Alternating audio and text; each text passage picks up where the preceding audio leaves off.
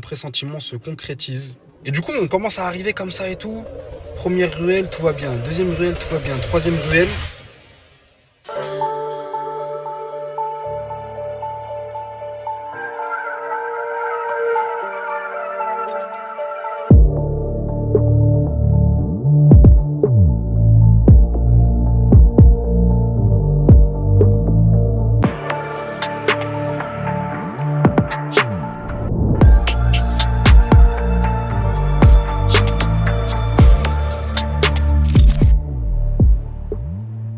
Les gars, bienvenue sur ma toute première chaîne YouTube et aujourd'hui, on commence très fort. Avec la réalisation, la concrétisation d'un rêve. Après plusieurs années dans le business en ligne, j'ai enfin pu aller aux États-Unis et plus particulièrement conduire une Mustang. Depuis que je suis gosse, je regarde les Fast and Furious, depuis que je suis petit, j'ai envie de conduire une Mustang aux States, les gars. Mais quel homme ne rêve pas de faire ça? Dites-moi. Alors oui, on n'est pas dans une Lamborghini, je sais pas quoi. Les gars, step by step, tranquille. Je vous vois arriver dans les commentaires. Doucement. Premier rêve accompli.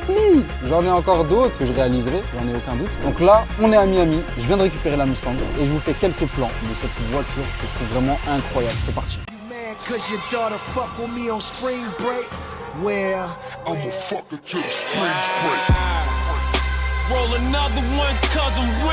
Attends, 2 minutes. Moi je trouve que ça va un petit peu trop vite pour notre première vidéo YouTube, tu trouves pas?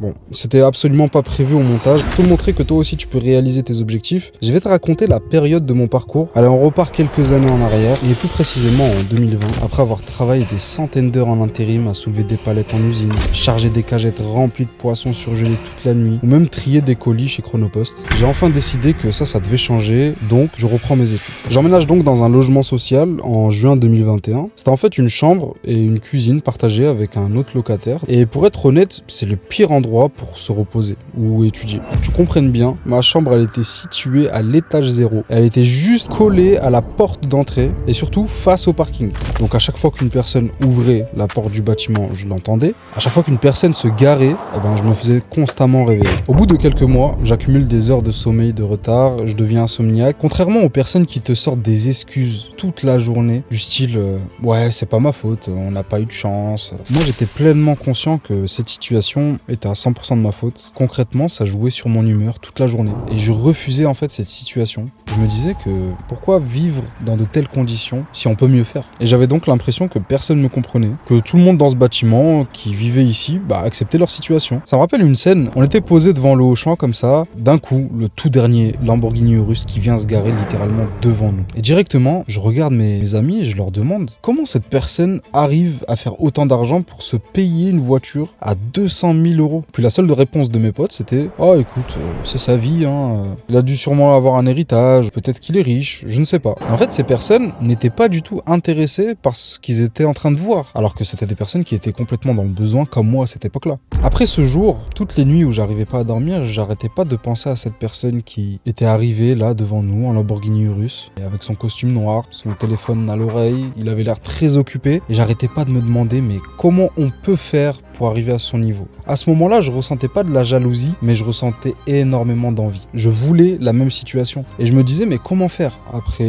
des heures passées la nuit à réfléchir, j'ai décidé de lancer mon premier business en parallèle de mes cours. J'ai donc lancé mon activité de nettoyage de voitures à domicile. Pour moi, c'était le meilleur business pour commencer, car ça demandait pas beaucoup d'investissement, et à cette période-là de l'année, il y avait beaucoup de demandes. Donc ce premier business avait bien marché pour moi. J'arrivais à générer entre 500 € et 2500 € de chiffre d'affaires à la semaine. Ensuite, pendant la nuit, de 22h à 2h du matin, après avoir enchaîné ma journée de cours et avoir fini mes voitures à nettoyer, je travaillais en tant que livreur Uber Eats, ce qui me rapportait environ 60 € à 100 € par soir. Et puis je me réveillais le matin à 7h30 pour aller en cours. Au bout de quelques semaines, un problème s'est posé à moi, c'était clairement mon assiduité à l'école. Chaque matin, j'étais en retard. Je rends aucun des devoirs, je rate la majorité de mes contrôles, et pire que ça, je subis chaque journée. Honnêtement, c'était la pire sensation. Être dans un endroit où tu n'as pas envie d'être, et attendre que les heures défilent pour enfin aller gagner de l'argent. Après des semaines et des semaines de manque d'assiduité et de travail dur pour gagner mon argent, je décide de tout mettre en pause. La date des examens finaux approche, et concrètement, je passe à 2 doigts de me faire virer de mon cursus, qui était un BTS en bâtiment. Le but est simple, avoir mon année, car sinon je ne pouvais pas rester dans mon logement, et accomplir remplir mon objectif financier à côté. Alors je pars sur Google et je cherche comment devenir riche. Je trouve alors 2 business type, le e-commerce et les agences SMMA. Je prends toutes mes économies et je commence à me former. Le but est de me lancer sur 2 business en même temps pour augmenter mes chances de réussite. Alors voici à quoi ressemblaient mes journées. Je me réveillais à 4h30 du matin pour me former et prospecter des clients par mail. De 8h à 18h, j'étais en cours et je préparais mes examens et toute la soirée, je montais des boutiques e-commerce. Je configurais mes business managers et mes pubs pour les testings du lendemain. Échec sur échec, j'avais pratiquement plus d'argent pour mon budget publicitaire, mais je continuais quand même. Autant vous dire que mon pire ennemi était ma fatigue à ce moment-là. Je lançais en moyenne 2 sites par jour. Et un jour, un client me répond afin de collaborer avec lui, car il avait besoin de développer son marketing et son image sur les réseaux. J'utilise directement l'argent de cette collaboration pour augmenter le budget de ma campagne publicitaire sur une de mes boutiques qui avait un bon ROAS, un excellent CPC et surtout de très bons CTR. Et là, les ventes explosent. J'étais sur le marché norvégien, puis je scale géographiquement en Suède et puis au Danemark. Résultat des comptes, environ 34 000 € de chiffre d'affaires en seulement 3 semaines. Ça faisait maintenant 3 mois que je me formais, que je travaillais tous les matins et tous les soirs sur mes business. Et c'est seulement au bout de mon 54e site que je récolte enfin les fruits de mon travail. Et voilà donc le début de mon succès en ligne. Allez, comme promis, je vous laisse avec les plans de la Mustang et puis je vous mettrai quelques extraits de mon séjour à Miami qui était plutôt incroyable. Allez, je vous laisse, n'hésitez pas à vous abonner et puis à la prochaine.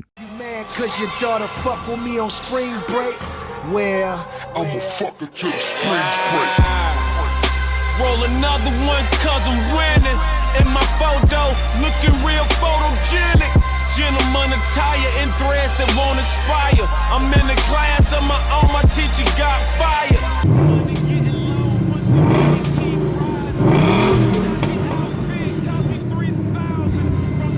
Houses did it from the wee hours. Selling that chicken, no lemon pepper, no sweet and sour. First you get the power, then you get respect. I'm getting so much money, I can buy your bitch. Take it how you wanna, if you wanna take it. I like clubs where all the women working naked. Fell in love with a waitress, what the fuck I'm thinking? Bought that whole ring, it was for a pinky. That's pimpin', that's slick, got a bottle.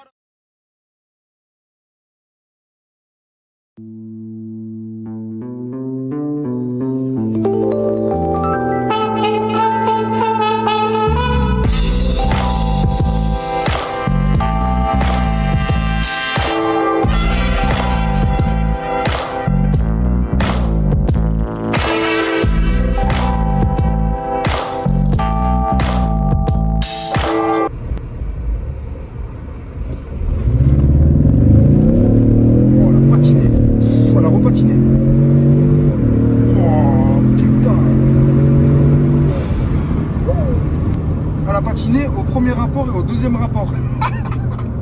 Ah, c'est une dinguerie.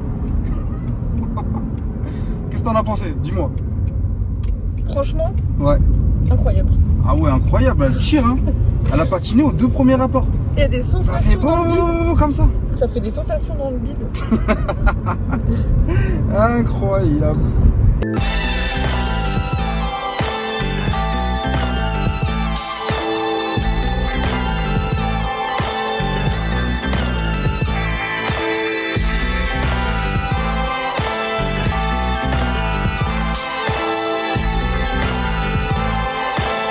On est parti dans la putain de Mustang, bordel.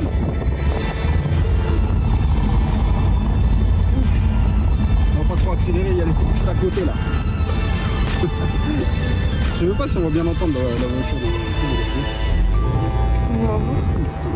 Ça va me niquer.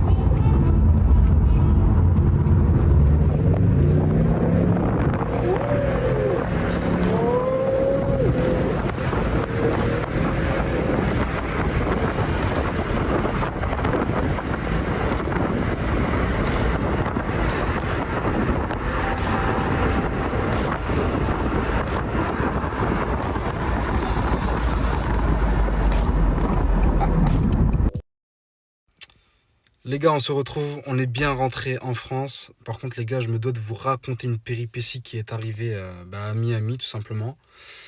En fait, on voulait quitter Miami pour aller à Palm Beach et on a eu la bonne idée d'y aller en heure de pointe. Donc l'heure de pointe là-bas, c'est quoi? C'est 16-17 heures. Je mets Waze. Et donc Waze, qu'est-ce qu'il fait? Il nous fait une déviation. Donc on quitte l'autoroute et il nous fait passer par des petits chemins pour gagner peut-être une demi-heure. Donc, je me dis, bon nickel, on va pas se taper les bouchons et tout. Surtout que les bouchons aux États-Unis, les gars, c'est une dinguerie. Donc on se retrouve à prendre des petits chemins, etc. Et là, je suis avec ma femme à côté. Et je lui dis, ouais, j'ai un mauvais pressentiment. Et elle comprend pas. Elle me dit, ouais, mais il n'y a pas de problème, etc. On a mis Waze, on arrive à telle heure, c'est carré, il n'y a pas de bouchon, il y a des voitures qui prennent le même chemin que nous, etc. Sauf que du coup, nous, on est en Mustang décapotable, bien rouge, mais bien rouge, le soleil qui tape sur la carrosserie, incroyable.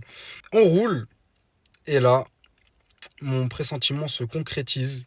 On arrive dans des espèces de quartiers, les gars. En fait, c'est plein de maisons espacées. Et devant chaque maison, je vous jure, les gars, c'est comme dans les films. C'est pareil. J'ai croisé des mecs en Marcel. Ils avaient une arme derrière, dans leur jean. Des tatouages sur le visage.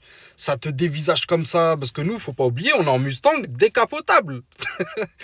Donc les gars, ils peuvent prendre ça comme de la provoque. Moi, j'avais trop peur qu'ils prennent ça pour de la provoque. Les mecs, ils sont armés. Qu'est-ce que tu veux faire face à un mec armé et t'es même pas dans ton pays? T'es dans son quartier, dans son pays. Et du coup, on commence à arriver comme ça et tout.